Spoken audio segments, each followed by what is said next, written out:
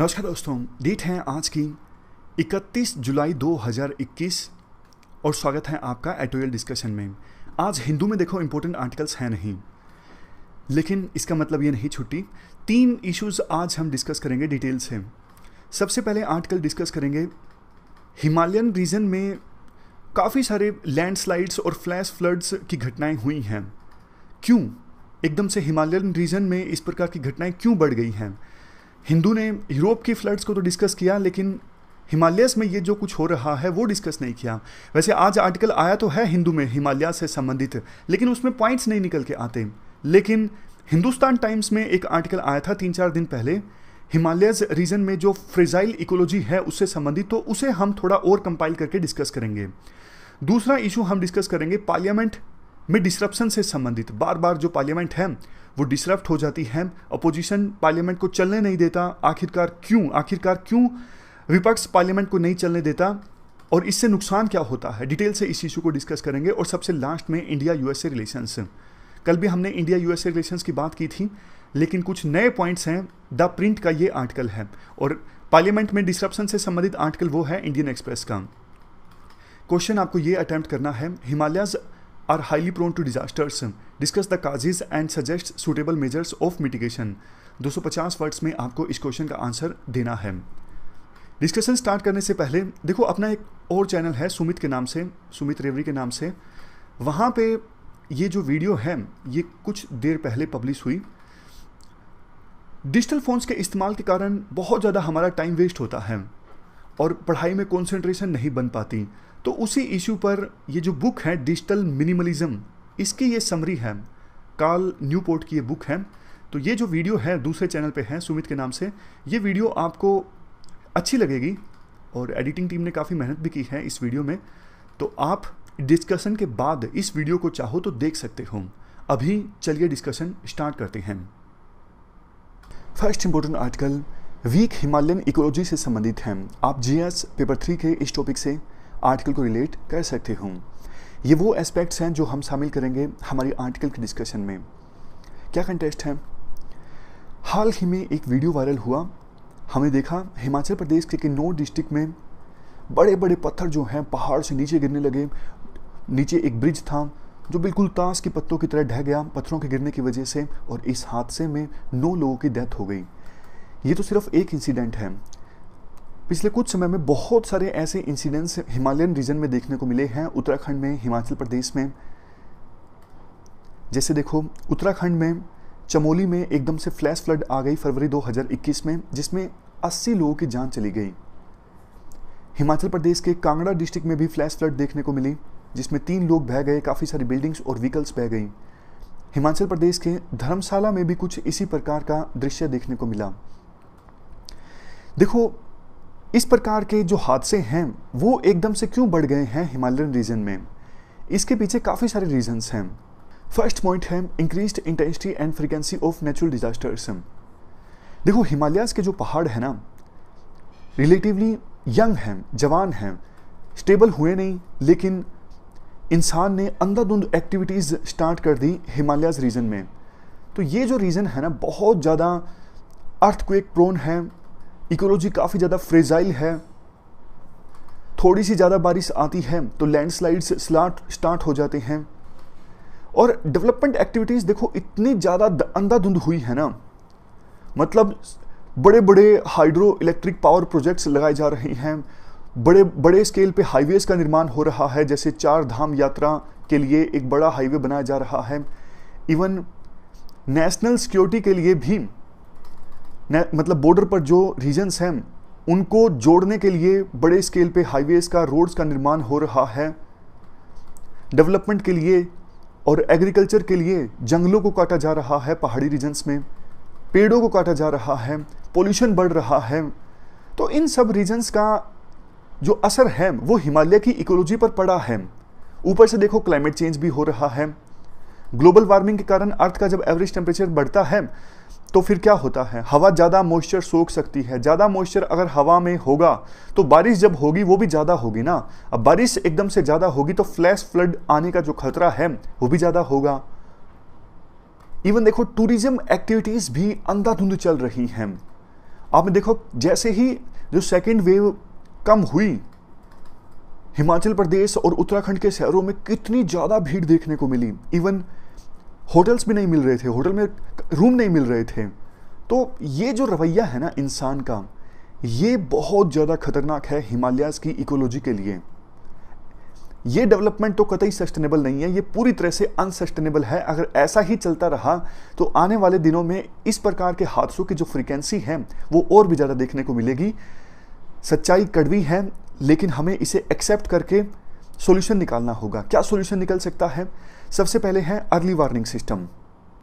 हमारे पास एक अच्छा अर्ली वार्निंग सिस्टम होना चाहिए।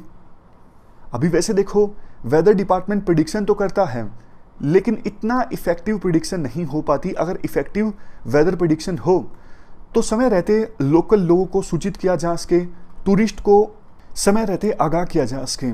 इसके बाद नेक्स्ट है रीजनल कोऑपरेशन।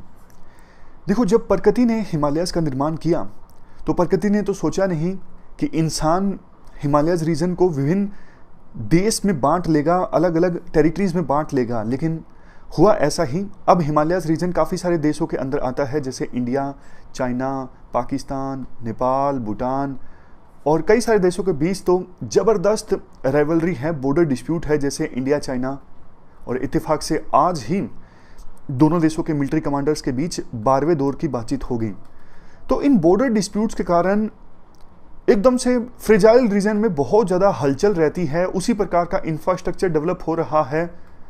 तो इस रीजन की इकोलॉजी पर बहुत ज़्यादा एडवर्स इम्पैक्ट पड़ता है। इसे रोकने के लिए रीजनल कोऑपरेशन होना चाहिए विभिन्न स्टेट्स के बीच कि भैया हम इस प्रकार का इंफ्रास्ट्रक्चर कम से कम ना इस्टेब्लिश करें जिससे इकोलॉजी और ज़्यादा खराब हो जाए। बात होनी चाहिए इन इश्यूज़ को लेके। नेक्स्ट है एरिया स्पेसिफिक सस्टेनेबल प्लान। अब देखो हिमालयाज जो रीजन है वो तो बहुत बड़ा है। अब अलग अलग जगह पर सिचुएशन अलग अलग है, तो एरिया के हिसाब से सस्टेनेबल प्लान बनाया जाए। एरिया की फ़िलहाल सिचुएशन क्या है, स्टेटस क्या है, अभी इकोलॉजी वहाँ पे कितनी ज़्यादा फ्रेजाइल है, रिक्वायरमेंट्स क्या हैं इकोलॉजी को स्टेबल रखने के लिए।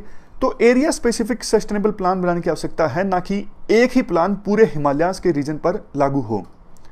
Next, promote eco tourism. एक डायलॉग होना चाहिए, जो ये कॉमर्शियल टूरिज्म या फिर इको टूरिज्म है, इनसे क्या नुकसान हो रहे हैं, तो इन चीज़ों से संबंधित डिबेट्स होनी चाहिए ताकि और ज़्यादा जागरूकता फैले। सबसे लास्ट में सस्टेनेबल डेवलपमेंट। देखो हिमालयाज रीजन में जब भी कोई प्रोजेक्ट चलाया जाए तो उससे पहले डिटेल्ड प्रोजेक्ट रिपोर्ट आनी चाहिए, इन्वायरमेंट इम्पैक्ट असेसमेंट होना चाहिए, सोशल इम्पैक्ट असेसमेंट होना चाहिए कि इस प्रोजेक्ट के स्टार्ट होने से क्या फ़ायदे क्या नुकसान हो सकते हैं, इकोलॉजी पर क्या इम्पैक्ट पड़ेगा, लोकल लोगों पर क्या इम्पैक्ट पड़ेगा। ये सारी चीज़ें पहले से डिस्कस होनी चाहिए और उन पर एक्शन भी लिया जाना चाहिए, तब जाके सस्टेनेबल डेवलपमेंट के कंसेप्ट पर हम आगे बढ़ सकेंगे। लास्ट में आर्टिकल में कहा जाता है, देखो जब इस प्रकार के हादसे होते हैं ना, लोगों की जान जाती है, काफ़ी दुखद है, लेकिन जितने लोगों की जान जाती हैं उसे तो हम गिन भी सकते हैं, लेकिन डेवलपमेंट प्रोजेक्ट्स की वजह से कितना नुकसान होता है इकोलॉजी को, उसको तो गिना भी नहीं जाता। बिल्कुल जो नेचुरल फॉरेस्ट है उनको काट के एक ही पेड़ बार बार लगाए जाते हैं एफोरेस्टेशन के नाम पे, और हम सेटिस्फाई हो जाते हैं कि जितने पेड़ कटे हैं उतने तो लगाए भी हैं, लेकिन हम ये नहीं देखते क्या वो एफोरेस्टेशन प्रोग्राम उस नेचुरल फॉरेस्ट की भरपाई कभी कर सकेगा, वो एफोरेस्टेशन प्रोग्राम सफल भी हुआ है या फिर पेड़ लगाने के नाम पे सिर्फ खाना पूर्ति कर दी गई है। तो ऐसे ऐसे काफ़ी डिफ़िकल्ट क्वेश्चंस सिटीजन्स को पूछने की आवश्यकता है सरकार से, और सरकार को भी इस इशू पर इंट्रोस्पेक्ट करने की आवश्यकता है। चलते हैं आगे। इसके बाद नेक्स्ट आर्टिकल पार्लियामेंट में डिसरप्शन से संबंधित है। आप जीएस पेपर 2 के इस टॉपिक से आर्टिकल को रिलेट कर सकते हो। ये एस्पेक्ट्स हम शामिल करेंगे हमारे इस आर्टिकल के डिस्कशन में। देखो अक्सर आप देखते हो कि पार्लियामेंट में स्पीकर की चेयर के सामने वेल में अपोजिशन के जो एमपीज हैं वो आ जाते हैं, नारेबाजी करने लगते हैं, हाउस की जो प्रोसीडिंग है वो नहीं चल पाती, मजबूरन स्पीकर को हाउस जो है वो एडजर्न करना पड़ता है, यानी पार्लियामेंट की जो फंक्शनिंग है वो पूरी तरह से प्रभावित होती है। आज़ादी को देखो 75 वर्ष पूरे होने वाले हैं 2022 में। अगर हम एनालाइज करें जो ये कॉन्स्टिट्यूशनल इंस्टीट्यूशंस हैं जैसे जुडिशरी, एग्जीक्यूटिव, पार्लियामेंट, इन्होंने कैसा काम किया है, तो हम पाएंगे कि पार्लियामेंट की जो फंक्शनिंग है वो लगातार डिक्लाइन करती जा रही है। आज़ादी के बाद शुरुआती सालों में एक साल में पार्लियामेंट का सेशन 150 दिन तक लगता था और सीरियसली सभी मेंबर्स जो हैं वो सीरियस लेते थे पार्लियामेंट में डिस्कशंस को। लेकिन आज के समय में देखो पार्लियामेंट को उतना ज़्यादा सीरियस नहीं लिया जा रहा है लॉ मेकर्स के द्वारा। कोविड-19 के दौरान जब विभिन्न देशों की जो पार्लियामेंट है वो सरकार की अकाउंटेबिलिटी फिक्स कर रही थी, हमारे देश में तो इतने समय तक पार्लियामेंट का सेशन ही नहीं ऑर्गेनाइज हुआ। अगर देखो बात करें कि पार्लियामेंट में इस प्रकार से डिसरप्शन होता क्यों है, अपोजिशन क्यों पार्लियामेंट नहीं चलने देता है, पहले कारण की बात करते हैं, उसके बाद नुकसान की बात करेंगे। देखो कारण ये है, एक तो जब विपक्ष के पास देखो इतनी सीट्स नहीं होती ना, जैसे अभी मेन विपक्षी पार्टी है कांग्रेस, इनके पास इतनी सीट्स नहीं है पार्लियामेंट में, तो इनको ये लगता है कि पार्लियामेंट की प्रोसीडिंग्स में बाधा डाल के जनता तक अपना संदेश पहुंचाया जा सकता है। क्योंकि पार्लियामेंट की फंक्शनिंग की जिम्मेदारी सरकार के ऊपर होती है, तो विपक्ष किसी ना किसी इशू को लेके पार्लियामेंट नहीं चलने देता और सारा देश जो है वो पार्लियामेंट की प्रोसीडिंग देखता है, तो उन्हें लगता है कि जो विपक्ष है वो हमारे इश्यूज उठा रहा है, कम से कम विपक्ष तो यही सोचता है, इसीलिए वो पार्लियामेंट नहीं चलने देता। पहले इस प्रकार से पार्लियामेंट की फंक्शनिंग ज़्यादा प्रभावित नहीं होती थी। जब से टीवी आए हैं ना और पार्लियामेंट की प्रोसीडिंग्स लाइव ब्रॉडकास्ट होना स्टार्ट हुई हैं, तब से ज़्यादा विपक्ष जो है वो पार्लियामेंट की फंक्शनिंग को डिसरप्ट करने लगा है। और देखो बात एक पार्टी की नहीं है, पहले बीजेपी विपक्ष में थी, कांग्रेस सत्ता में थी, तो बीजेपी भी ऐसी ही करती थी जब विपक्ष में थी। अब कांग्रेस विपक्ष में है तो कांग्रेस भी ऐसा ही कर रही है, पार्लियामेंट नहीं चलने दे रही है। इसीलिए तो हम बार बार डिस्कस करते हैं, ये पार्टीज तो आती जाती रहेंगी, पॉलिटिकल लीडर्स भी आते जाते रहेंगे, लेकिन इंपॉर्टेंस हमेशा देनी चाहिए इंस्टीट्यूशन को। अगर देखो पार्लियामेंट का इंस्टीट्यूशन स्ट्रॉन्ग है तो किसी पॉलिटिकल पार्टी की हिम्मत नहीं होगी ऐसा करने की। तो समझ गए, मतलब डिसरप्शन क्यों करता है विपक्ष को लगता है सारा देश देख रहा है, तो ये एक मौका है टीवी में आने का, जनता को दिखाने का कि देखो हम आपका जो मुद्दा है वो उठा रहे हैं। लेकिन इससे नुकसान बहुत होता है, इससे डेमोक्रेसी बहुत कमजोर होती है। पार्लियामेंट की फंक्शनिंग में देखो एक दिन में बहुत खर्चा आता है, मतलब बहुत कुछ रिसोर्सेज को मोबिलाइज करना पड़ता है पार्लियामेंट की एक दिन की फंक्शनिंग के लिए, लेकिन सारा का सारा जो पैसा है वो वेस्ट हो जाता है इस प्रकार से जब पार्लियामेंट की फंक्शनिंग ही नहीं चल पाती। दूसरा देखो, बहुत सारे एमपीज ऐसे हैं जो अपनी कंस्टिट्यूएंसी के लोगों की जो आवाज़ है वो उठाना चाहते हैं सरकार के सामने, वो नहीं उठा पाते। 0 आवर, क्वेश्चन आवर पूरी तरह से बह जाते हैं। अब बिल सरकार ने इंट्रोड्यूस किए, लेके आई पार्लियामेंट में, जब इस प्रकार से पार्लियामेंट का टाइम अगर वेस्ट होता रहेगा तो बाद में सरकार जल्दबाजी में उन बिल्स को पास करवाएगी। पार्लियामेंट का मेन काम ही ये है ना, बिल्स डिस्कशन के साथ, डिबेट के साथ पास करवाना, लेकिन डिसरप्शन के कारण टाइम बचा नहीं और अंत में जल्दबाजी में वो जो बिल्स हैं वो सरकार अपनी मेजोरिटी के कारण पास करवा देती है। और कई बार तो देखो ऐसा होता है महत्वपूर्ण जो बिल है वो पास भी नहीं हो पाते, तो देश में जिन कानूनों की आवश्यकता होती है वो समय रहते वो कानून नहीं आ पाते। देखो democracy is all about deliberation, debate, discussion, लेकिन एक डी और जोड़ दीजिए आप, क्या है? डिसरप्शन। ऐसी बात एक बार पूर्व राष्ट्रपति प्रणब मुखर्जी ने बोला भी था। उन्होंने बोला, मुझे तो हमेशा से लगता था कि डेमोक्रेसी का मतलब है डेलिब्रेशन, डिबेट्स और डिस्कशन, लेकिन जब मैं पार्लियामेंट में पहुंचा तो मुझे एक डी और मिला, वो है डिसरप्शन। तो ये कोट आप लिख सकते हो। चलो हमने ये तो देख लिया, दिक्कत है, प्रॉब्लम है, क्या किया जाए? देखो एक सॉल्यूशन इसका ये हो सकता है, कम से कम ये जो 0 आवर, क्वेश्चन आवर हैं, ये तो बहुत इंपॉर्टेंट है। स्पीकर जो हैं अपने चैम्बर में जरूरी एमपीज के साथ में और मिनिस्टर्स के साथ में ये 0 आवर, क्वेश्चन आवर कंडक्ट करवा सकते हैं और उसकी भी लाइव प्रोसीडिंग हो सकती है। मतलब बाकी इंपॉर्टेंट जो कानून हैं वो बेशक ना पास हो, स्पीकर के चैम्बर में होने भी नहीं चाहिए, लेकिन जो जरूरी 0 आवर, क्वेश्चन आवर हैं जिसमें सरकार इंपॉर्टेंट इंफॉर्मेशन देती है, जिसमें जो एमपीज हैं वो जनता की जो आवाज़ है वो उठाते हैं, तो ऐसे 0 आवर, क्वेश्चन आवर स्पीकर के चैम्बर में टीवी रिकॉर्डिंग के साथ में हो सकते हैं। ये आउट ऑफ बॉक्स सॉल्यूशन है, लेकिन अब समय आ गया है इस आइडिया को अपनाने का। दूसरा देखो, एक मॉडल कोड ऑफ कंडक्ट बननी चाहिए कि पार्लियामेंट में और स्टेट लेजिस्लेचर्स में एमपीज को, एमएलएज को कैसे बिहेव करना है। ऑटोमेटिक सस्पेंशन का प्रोविजन होना चाहिए कि अगर मेंबर ऑफ पार्लियामेंट या फिर एमएलए जो है वो लगातार दूसरी बार तीसरी बार वेल में आके नारेबाजी करेंगे तो वो ऑटोमेटिक सस्पेंड हो जाएंगे, ऐसा प्रोविजन होना चाहिए। ऑटोमेटिक सस्पेंशन जब हो जाएगी तो फिर कोई एमपी या फिर एमएलए जो है वो ऐसा करने का थोड़ा कम जोखिम उठाएगा।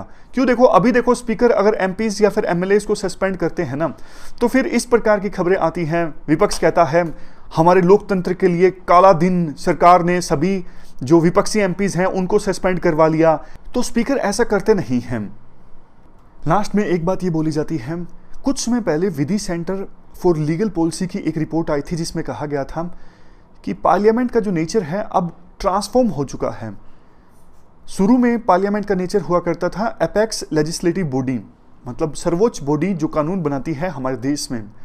लेकिन अब नेचर ऐसा हो गया है कि पब्लिक इंपॉर्टेंस के जो इश्यूज हैं उनकी तरफ सरकार का ध्यान आकर्षित करवाना। और देखो ऐसा कैसे किया जा सकता है, कम से कम विपक्ष का ये मानना है कि डिसरप्ट करके ऐसा किया जा सकता है, लेकिन ये सोच गलत है। इससे बहुत ज़्यादा देश को नुकसान होता है, हमारे लोकतंत्र को नुकसान होता है। तो ये हमने पूरा आर्टिकल डिस्कस किया पार्लियामेंट में डिसरप्शन से संबंधित। वैसे देखो पार्लियामेंट के डिक्लाइन से संबंधित जो इशू हैं हमने 2 हफ्ते पहले भी डिस्कस किया था। इसमें भी काफ़ी अच्छे सारे पॉइंट्स हमने डिस्कस किए थे, जैसे पार्लियामेंट क्यों डिक्लाइन हो रही है, जो बिल्स हैं वो कमेटीज़ के पास नहीं भेजे जा रहे हैं, कुछ बिल्स को मनी बिल के नाम पे पास कर दिया जाता है। तो जिन्होंने इस वीडियो को नहीं देखा था तो आप इस वीडियो में जो डिस्कशन है वो भी देख सकते हो, काफ़ी अच्छे पॉइंट्स हैं। चलते हैं आगे। इसके बाद next article India US relations से संबंधित हैं। आप जीएस पेपर 2 के इस टॉपिक से आर्टिकल को रिलेट कर सकते हो। ये सारे एस्पेक्ट्स हम कवर करेंगे इस आर्टिकल के डिस्कशन में। देखो हमने कल ये तो आर्टिकल डिस्कस किया था कि यूएस के जो सेक्रेटरी ऑफ स्टेट हैं एंटनी ब्लिंकन, ये भारत की पहली यात्रा पर आए और काफ़ी सारे इश्यूज़ पर चर्चा हुई। लेकिन ठीक इसी समय यूएस में जो डिप्टी सेक्रेटरी ऑफ स्टेट हैं, यानी वाइस फॉरेन मिनिस्टर आप कह लीजिए, वेंडी शेरमन, ये चाइना की यात्रा पर गई हैं। और चाइना की यात्रा के दौरान इन्होंने चाइना के फॉरेन मिनिस्टर और काफ़ी सारे सीनेटर से मुलाकात की। चाइना और यूएसए के बीच रिलेशंस कैसे चल रहे हैं ये हमारे एग्ज़ाम के लिए सीधा सीधा इम्पोर्टेंट नहीं है, लेकिन कुछ जो पॉइंट्स हैं वो आप समझने के लिए देख लीजिए। अभी देखो ये जो विजिट हुई है यूएसए की वाइस फॉरेन मिनिस्टर की, इन्होंने कहा कि चाइना में Xinjiang region, Tibet region, Hong Kong में जो डेमोक्रेटिक वैल्यूज़ या फिर ह्यूमन राइट्स वायलेशंस हैं उनके प्रति यूएस जो है वो चिंतित है और यहाँ पर ह्यूमन राइट्स के लिए यूएसए स्टैंड होगा, खड़ा होगा। यूएस ने ये कहा कि हम चाइना के साथ हेल्दी कंपटीशन चाहते हैं, हम किसी प्रकार का कन्फ्लिक्ट नहीं चाहते हैं। लेकिन चाइना इस बात को नहीं मानता। चाइना कहता है यूएसए लगातार चाइना को डिमोनाइज करने की कोशिश कर रहा है, यानी एक बहुत ही खराब, डिमोनाइज करने का मतलब जैसे शैतान की तरह दिखाने की कोशिश कर रहा है। तो इनकी विजिट के दौरान बहुत से इश्यूज़ पर चर्चा हुई, हमारे लिए इतना ज़्यादा इंपॉर्टेंट नहीं है। इंडिया की बात करते हैं, इस आर्टिकल में क्या निकल के आता है। देखो अभी बहुत से ऐसे यूएसए के एक्शंस हुए हैं जिससे इंडिया चिंतित है। इंडिया को लगता है यूएसए जो है वो अपने मन मुताबिक दूसरे देशों पर सैंक्शंस लगा देता है जो यूएसए के हित में है। जैसे ईरान के ऊपर सैंक्शंस लगा दिए, म्यांमार के ऊपर सैंक्शंस लगा दिए, और यूएसए दूसरे देशों को भी रोकता है कि जिनके ऊपर हमने सैंक्शंस लगाए हैं आप उनसे डील नहीं कर सकते। तो इंडिया ईरान के साथ दोस्ती मेंटेन करके रखना चाहता है, म्यांमार के साथ दोस्ती मेंटेन करके रखना चाहता है, लेकिन यूएसए के सैंक्शंस इसमें आड़े आ जाते हैं। दूसरा, अफगानिस्तान से एकदम से यूएसए जा रहा है, लोकल जो कंट्रीज हैं आस पड़ोस के जैसे इंडिया, उन पर बहुत एडवर्स इंपैक्ट पड़ेगा। हाल ही में यूएसए ने एक नया क्वाड बनाने की घोषणा कर दी जिसमें उज्बेकिस्तान है, पाकिस्तान है और यूएसए खुद है और अफगानिस्तान है। मतलब ये सारे देश हैं, यूएसए, उज्बेकिस्तान, अफगानिस्तान, पाकिस्तान। लेकिन इंडिया नहीं है। अरे भैया, आप इंडिया को इतना ही दोस्त मानते हो, इंडो पैसिफिक रीजन में आप इंडिया के साथ कोऑपरेशन की बात करते हो, कम से कम आप ये क्वाड ग्रुप बना रहे थे, इंडिया के साथ कंसल्ट तो करते। देखो ये मजाक नहीं है, ये एक प्रकार से इंडिया की बेइज्जती वाली बात है। तो ये सारे जो इश्यूज हैं इंडिया को यूएसए के सामने उठाने चाहिए। इसीलिए तो विभिन्न फॉरेन पॉलिसी एक्सपर्ट्स बोलते हैं कि आप यूएसए के ऊपर रिलाई नहीं कर सकते। यूएसए तो विभिन्न देशों को एक टूल की तरह इस्तेमाल करता है, जब तक अपना इंटरेस्ट है, उसके बाद यूएसए उन देशों को छोड़ देता है। जैसे अफगानिस्तान का एग्जांपल ले लीजिए, अब यूएसए को लगता है कि हमारा खर्चा ज्यादा हो रहा है, तो अफगान गवर्नमेंट को राम भरोसे छोड़ दिया है यूएसए ने। एक और प्लान है यूएसए का, मतलब G7 कंट्रीज का ये प्लान है, बिल्ड बैक बेटर वर्ल्ड। जो डेवलपिंग कंट्रीज हैं या फिर लो इनकम कंट्रीज हैं, वहां पे इंफ्रास्ट्रक्चर को डेवलप करने के लिए पैसे नहीं होते, तो इंफ्रास्ट्रक्चर डेवलप करने के लिए इन्वेस्ट करेगा ये सारे कंट्रीज मिलके इस इनिशिएटिव के तहत। बट इंडिया को इसमें इन्वॉल्व नहीं किया गया। तो यूएसए को समझना चाहिए कि दोस्त अगर आप बनाते हो तो दोस्ती निभाना भी सीखो। ऐसा नहीं कि अच्छी खासी दोस्ती आप अपने एक्शंस के कारण लूज कर दो। ये यूएसए को सीखने की आवश्यकता है। तो ये हमने पूरा आर्टिकल डिस्कस किया और हमारी आज की इस डिस्कशन में इतना ही है। Thank you very much for discussion.